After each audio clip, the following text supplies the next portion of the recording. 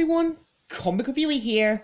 This time reviewing on Pokemon The Power of Us film review.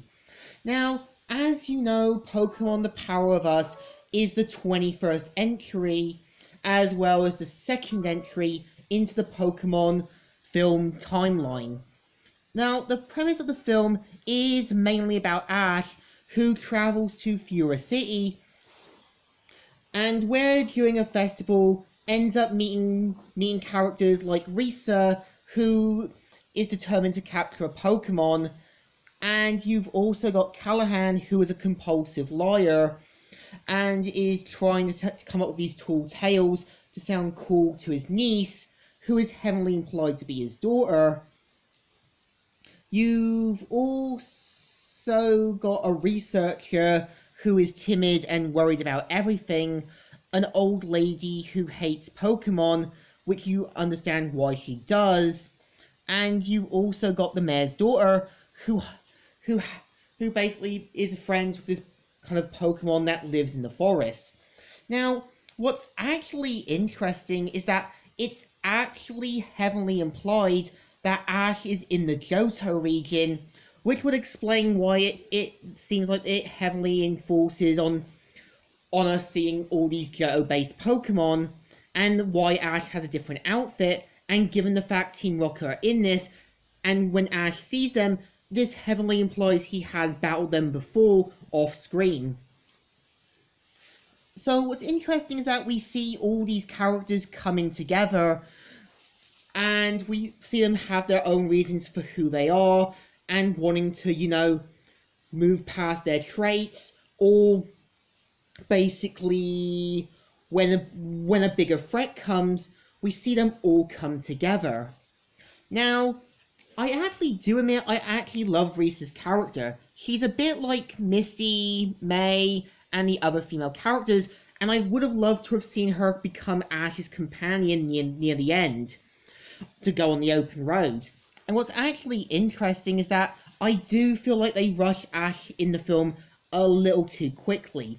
So it does feel a bit like a Pollyanna or a kind of Heidi-like story, where we see Ash coming to encourage people, and at the same time trying to help this town with this kind of big catastrophe that is later caused by a big threat. So really, there is no real main villain. There is no evil mastermind, no evil scientist in that. Again, it's a basic story that has something it wants to tell. It's basically saying to put your differences aside, put your faith onto the ones you care about, and help these people of the day. And I actually do admit, I would have loved to seen what else they could have done instead of doing a kind of Mewtwo remake.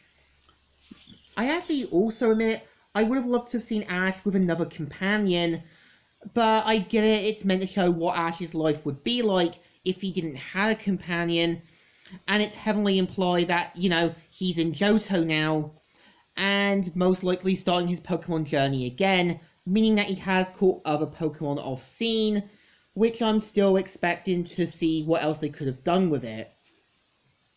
So I do admit, with these other characters, they do feel interesting, and some you can sympathise with, mainly with Callahan, who is heavily implied to be the father of Kelly, and most likely covers this up, or something.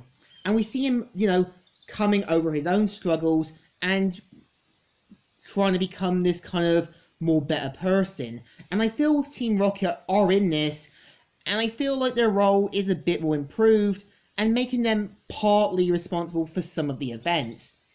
And what's interesting is that we also get to see the newest Pokemon, Saizoria, that is meant to be an Alolan-based Pokemon, and I do admit they do a good job with it, and I feel like they could have added Lugia in a bit more sooner, but not near the end.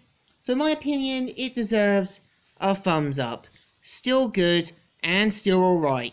So, Comic Reviewer here, signing out.